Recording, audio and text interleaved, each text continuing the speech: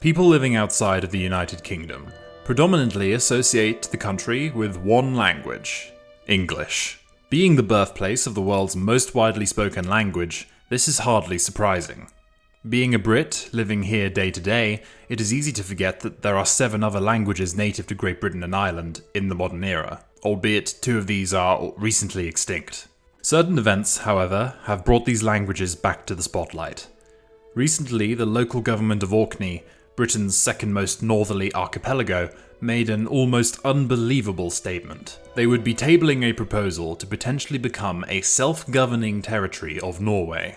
This is along with previous movements amongst the community to restore a long-dead Nordic language back to regular use in the islands.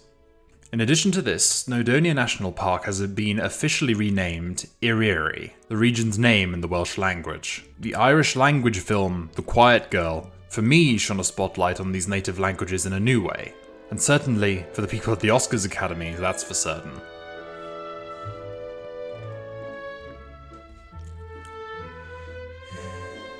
English is a West Germanic language, more closely related to Dutch and German than the North Germanic languages of Scandinavia. English is obviously the most well-known, and by far the most spoken language in Britain and Ireland today, and along with all other Germanic languages, belongs to the Indo-European language family, a supergrouping of languages predominantly spoken, natively, in Europe, Northwest Asia, Iran, and the northern belt of South Asia. This language family is incredibly widespread and diverse, with 445 languages spoken today by over 46% of the world's entire population. This includes English, Hindustani, and Spanish as the most spoken languages of the group. By the way, a fun fact of all this means that Hindustani, a mutually intelligible grouping of Hindi and Urdu, is in fact much more closely related to English or Italian than to Tamil or Telugu, which are languages also indigenous to the Indian subcontinent, but belong to an entirely different language family, the Dravidian languages, which are entirely endemic to the subcontinent. Indo-European languages are divided into subfamilies, with several present in Europe. The Romance, Germanic, and Balto-Slavic subfamilies are the most widely spoken. These are followed by the Greek and Albanian subfamilies, and a single representative of the Indo-Aryan subfamily, originating in Iran and northern India, is present, in the form of the Romani macra language, spoken by Romani traveller communities throughout Europe. This language has been spoken in Europe since at least 1000 AD. The Celtic subfamily, once much more widespread, is now limited to the Britannic Peninsula of France, the British Isles, and Ireland. Indeed, of the 6 remaining Celtic languages, 5 are endemic to the British Isles and Ireland, with 1 becoming extinct in the 19th century.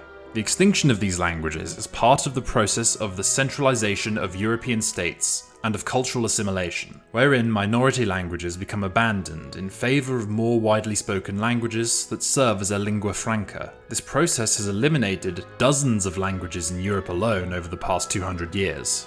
A good example of this is in France, where after the French Revolution, the revolutionaries looked for a new way to bind the people of France together. The old ways of everyone paying tribute to a monarch, as their unifier, was dead and gone. So the French language and the French identity was decided to be the nation's new unifier. This resulted in the decline of other languages in France, as French was the mandatory language taught in school. This is one of the reasons why French, unlike many other languages, has its own bizarre governing body called the Académie Française that strictly dictates guidelines on what encompasses the French language. This is in contrast to English, which has been evolving essentially unrestricted into its own regional dialects and even creoles in different parts of the world.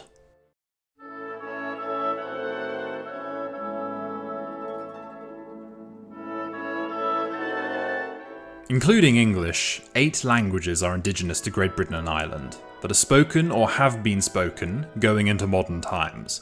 2 or 3 of these languages became extinct in the 1800s. These languages include 3 Germanic languages, Norn, Scots, and English, as well as 5 Celtic languages, Gaelic, Scottish Gaelic, Welsh, and Manx, and Cornish. Perhaps the most unique of all these languages is Norn. Once spoken in the Orkney and Shetland Islands, Norn was a North Germanic language, closely related to Norwegian. Objects such as the Odin stone in Orkney is testament to this Nordic settlement.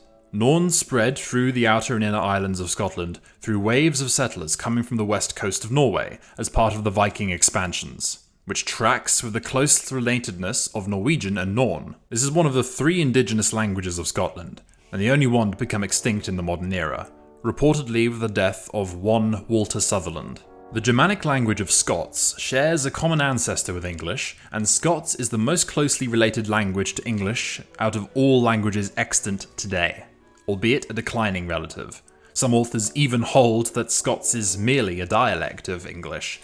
At any rate, Scots is the most widely spoken indigenous language in Scotland, spoken most frequently in the Eastern Highlands of Scotland, today by over 1.2 million people, and by a few thousand people in Northern Ireland, highlighting the spread of Germanic languages accompanying the spread of Protestantism in the late 1500s. Scotland for centuries represented the convergence point between Scandinavia, West Germanic, and Celtic language groups. The Germanic languages arrived later on and supplanted both Scandinavian and Celtic languages as it spread. The first Celtic language we shall touch upon is Gaelic, of which there are 2 varieties, Irish Gaelic and Scottish Gaelic. The 2 are as similarly diverged as Scots and English are to each other, and are partially intelligible. Nonetheless, Scottish Gaelic is spoken exclusively in the inner islands of Scotland, and is broadly speaking considered a separate language from Irish or normal Gaelic. Speakers of Gaelic and Scottish Gaelic number roughly 1.7 million and 60,000 respectively. A fun fact about Scottish Gaelic is that small communities of Nova Scotia, Canada, still speak the language on account of immigration from Scotland to the Americas. Roughly 1,500 people still speak Scottish Gaelic there. Both forms of Gaelic are part of the Goidelic subgrouping of insular Celtic languages, and diverged from Old Irish, separating from the Manx language. The Isle of Man is a strange political entity that people outside of the United Kingdom may not even be aware exists.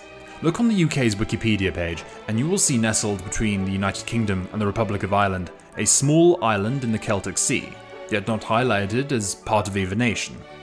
The Isle of Man is a self-governing crown dependency, setting its own laws and not being a part of the United Kingdom. Yet the government of the United Kingdom takes care of its defence and foreign affairs for the territory. It is on this island that Manx language originates. Unlike Norn, this Celtic language went extinct yet never truly went out of use, with English being the first language of business and politics, but Manx being used in certain social settings. Efforts to revive the language on a more day-to-day basis have commenced almost as soon as the language went extinct, and Manx is spoken by a mighty 23 people today as a first language. On the mainland of Great Britain, further south, a separate set of Celtic languages termed the Brittonic languages were once widespread before the dominance of English. Today the most widely spoken and famous by far is Welsh, with Wales having its street signs in both English and the eclectic jumble of consonants known as the Welsh language.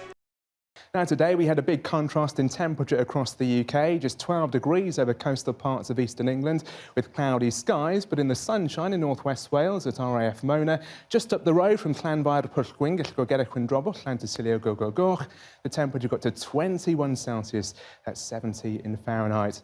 The Welsh language is the only Celtic language not considered endangered, and bizarrely is also the only language in Britain to have an official status. Yeah, that's right. English does not have any official status as the official language of the United Kingdom, in the very country that partially caused English to become the most spoken language on earth. Anyway, Welsh is like Scottish Gaelic, also spoken further afield. In fact, there is an entire unique dialect of Welsh endemic to Argentina, where Welsh immigrants have formed insular communities within the nation that speak primarily Welsh, close to the famous Valdez Peninsula. History can indeed be bizarre. The only other recently spoken Brittonic language is Cornish. A language once spoken extensively in the southwest peninsula of England, today Cornish is extinct, having died out in the 1800s. There is, however, a small but growing number of proud Cornish pasty lovers who are reviving the use of the language. Nobody today speaks Cornish as a first language, but over 500 people now speak it as a second one. The rise of England, its dominance in the United Kingdom, and the spread of the use of English that went along with it, has deprived the United Kingdom of much of its former cultural diversity. I, for one, hope to see this reversed. This is important for many reasons. Not accepting different languages and cultural spheres as part of a wider British cultural sphere can and will alienate the people who speak or historically spoke these languages. Britain already suffers from an issue of over-centralisation, with England and South East England/London in particular dominating the nation. Welsh people, Scots, Northern Irish, or people from Cornwall and the north of England rarely get the same level of attention and representation in Parliament. The more Britain rejects these notions, the more fractured the country will become. One can only hope we do accept these as part of our British identity, because these languages represent a fact about Britain that we are too often made to forget. That Britain and the British are multicultural. We aren't all one homogeneous mass. We were multicultural before globalization, unlike what many would have you believe.